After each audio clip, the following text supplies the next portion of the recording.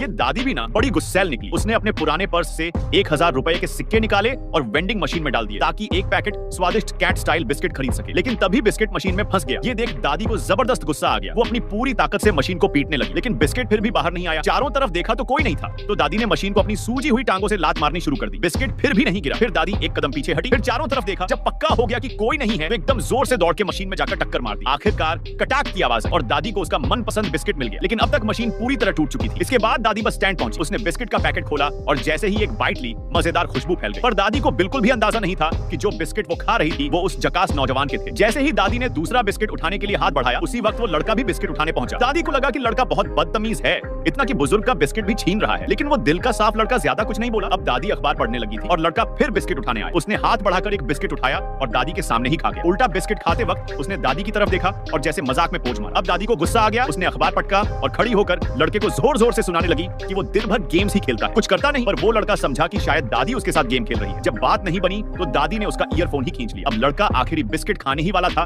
कि दादी भड़क गई और उसे छीनने दौड़ी। पर लड़का भी सोच रहा था कि बिस्किट उसके हैं तो वो भी झुकने को तैयार नहीं था। दादी ने खाली पैकेट दिखाया और बोली, ये आखिरी बिस्किट है। तभी लड़के के दिमाग में आइडिया आया। उसने बिस्किट को 2 हिस्सों में तोड़ा, एक हिस्सा दादी को दिया और खुद दूसरा खा लिया। फिर वापस अपने गेम में लग गया। दादी को ये सब बिल्कुल पसंद नहीं आया। जैसे ही ट्रेन आई, उसने उस आधे बिस्किट को मसल दिया। गुस्से में अपना पुराना पर्स उठाया और ट्रेन में चढ़ गई। ट्रेन में जाकर अपनी सीट पर बैठ गई। जाते जाते वो लड़का मुस्कुराकर दादी को अलविदा कह रहा था, लेकिन दादी ने गुस्से में पर्दा खींच लिया। तभी टिकट चेकर आया और टिकट देखने लगा। दादी ने अपना पर्स खोला तो देखा बिस्किट का असली पैकेट तो उसके पर्स में ही था। तभी उसे समझ आया कि स्टेशन पर उसने गलती से लड़के के बिस्किट अपने समझ लिए थे। वो माफी मांगने ही जा रही थी पर ट्रेन चल चुकी थी और वो मस्त मौला लड़का धीरे धीरे पीछे छूट गया।